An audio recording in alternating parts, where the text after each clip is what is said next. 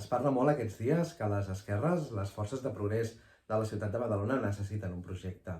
I efectivament necessitem recuperar el to, recuperar les confiances, tornar a treballar a peu de carrer, reprendre el fil de tanta feina feta. I d'això, de la feina feta, va aquest vídeo de confinament.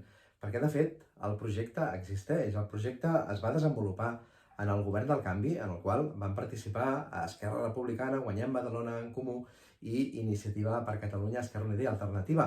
El govern que va del 2015 a mitjans del 2018.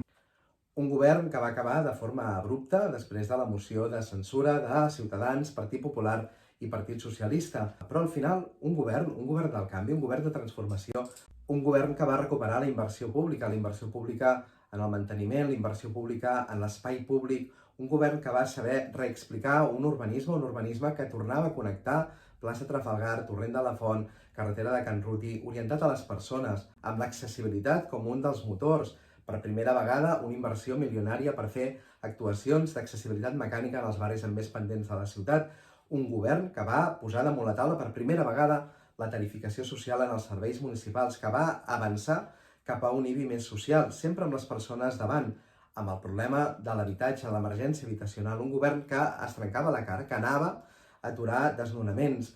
Un govern que va posar damunt la taula per primera vegada 8 milions d'euros que van estar disponibles pocs mesos abans de la moció de censura. Per tant, el projecte hi és. L'hem de millorar, l'hem d'ampliar, l'hem de fer més fort, hem d'aprendre dels errors, però el projecte hi és i va tenir un banc de proves. I aquest banc de proves va estar en marxa durant 3 anys. Una mica d'orgull. Allò no era un front anti-albiol, allò era una agenda compartida, una agenda orientada a les persones, que queda molt per fer, que ens hem equivocat molt, que cal revisar estratègies, actituds, tons, totalment d'acord.